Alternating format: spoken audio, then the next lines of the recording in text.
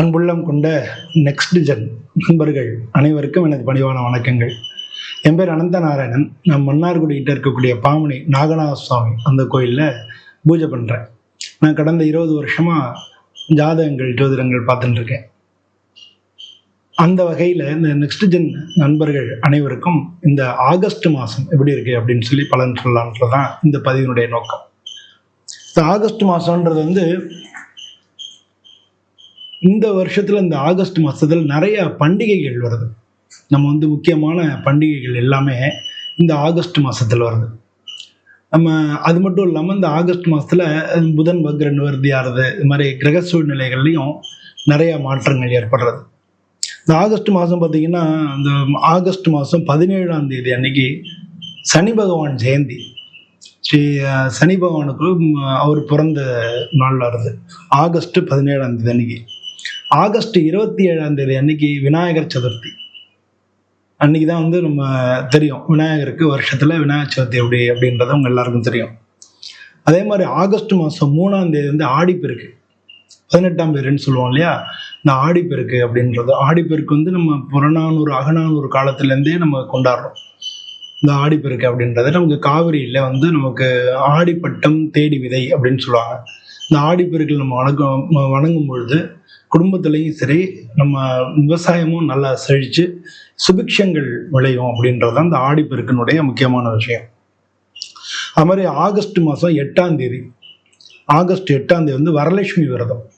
வரலட்சுமி விரதமும் நமக்கு அந்த பண்டிகை நிறையா பேர் வீட்டில் இந்த நோன்பு இருந்து வரலட்சுமியை நம்ம கும்பலம், வீட்டுக்கு லட்சுமியை அழைக்கிறது அப்படின்னு சொல்லி அந்த வரலட்சுமி விரதம் அது நடக்கிறது. இருந்தது கோகுலாஷ்டமி வருது. இது மாதிரி வரிசையா பண்டிகைகள் வரக்கூடியது இந்த ஆகஸ்ட் மாசத்துல நிறைய இருக்கு.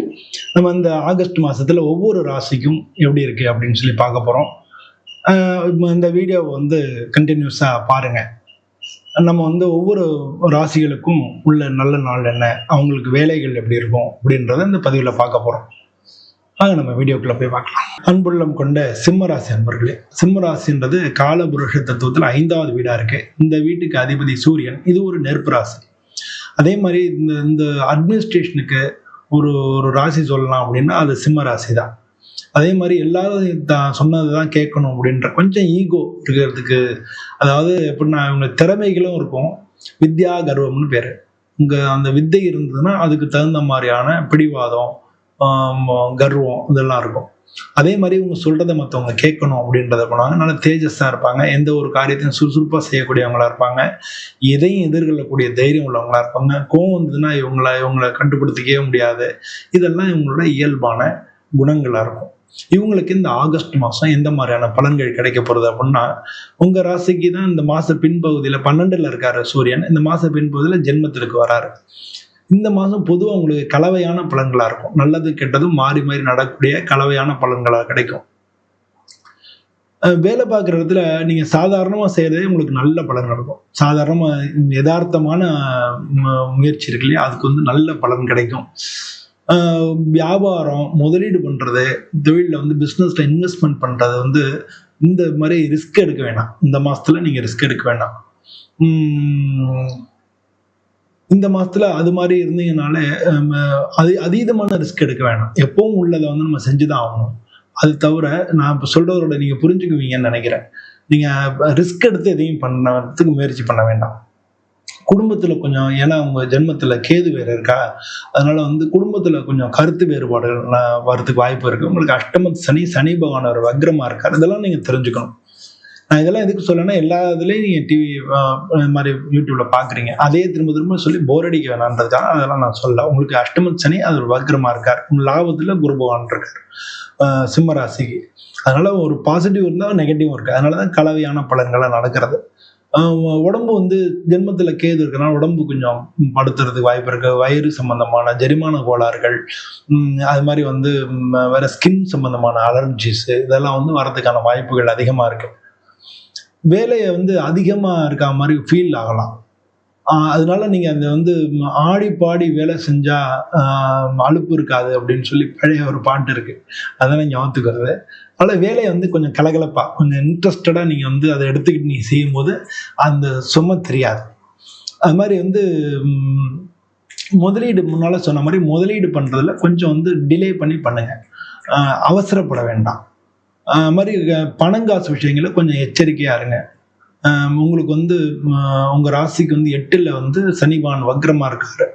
9ஆம் வீட்டு அதிபதி 2ல இருக்காரு. உங்களுக்கு ஜென்மத்துல கேது இருக்கு, 7ல ராகு இருக்கு. அதனால யாரான ஏதானும் சொல்றாங்கன்னு சொல்லி அவங்க மூலமா பணம் ஏமாறுறதுக்கு வாய்ப்புகள் நிறைய இருக்கு.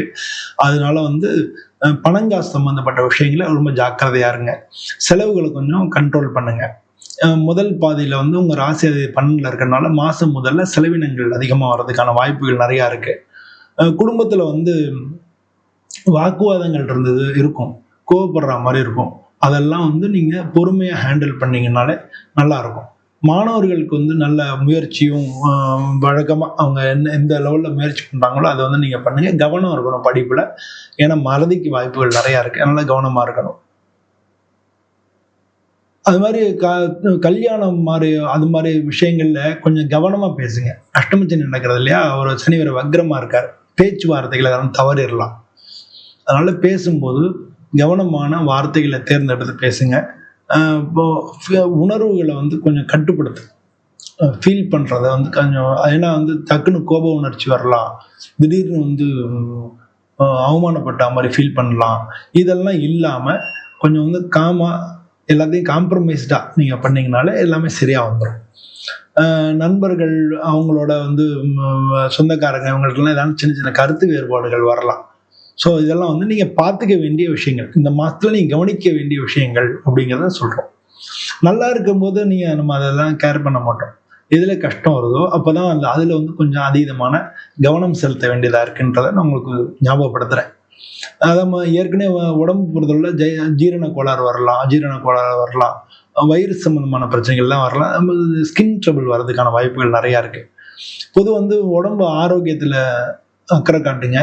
தியானம் பண்றது, யோகா பண்றது இதெல்லாம் ரொம்ப நல்லது.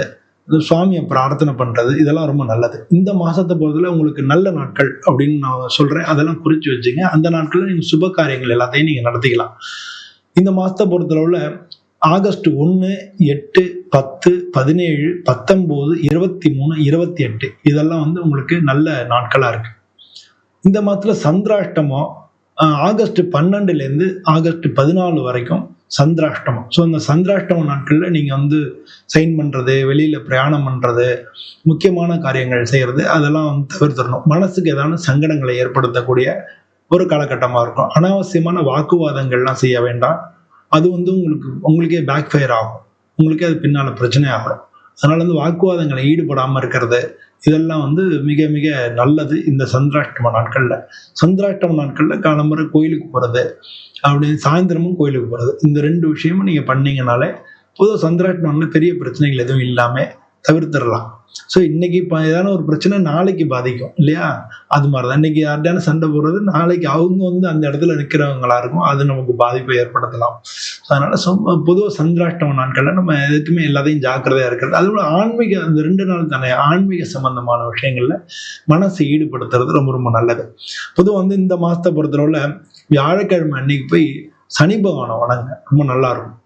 வியாழக்கிழமை அன்னைக்கு நவகிரகங்கள் இருக்கக்கூடிய சனி பகவானை வணங்க நிச்சயமா நல்லா இருக்கும். ஓம் சனீஸ்வராய நமஹ அப்படின்னு சொல்லலாம்.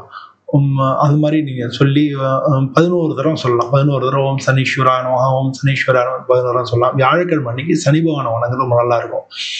அது மாதிரி வந்து ஆஞ்சநேயர், ஸ்ரீனிவாச பெருமாள் எங்கேயான்ட்டு சீனிவாச பெருமாள்ன்றதுன்னா அந்த பெருமாள் கோயில போய் வணங்கலாம். அந்த மாதிரி ஆஞ்சநேயரை வணங்கலாம். ஆஞ்சநேயரை வணங்குறது இதெல்லாம் வந்து உங்களுக்கு நல்ல இந்த அஷ்டமச்சனி நடக்கிறதா, அது வேற வக்ரமா இருக்கா, அது வந்து இந்த மாதிரி வணங்கும் போது உங்களுக்கு நல்ல பலனை கொண்டு வந்து கொடுக்கும். அது மாதிரி பொதுவாக வந்து ஏழைங்களுக்கு, கஷ்டப்படுறவங்களுக்கு அவங்களுக்கு வந்து சாப்பாடோ இல்லை துணிமணியோ அதெல்லாம் வந்து கொடுக்கலாம்.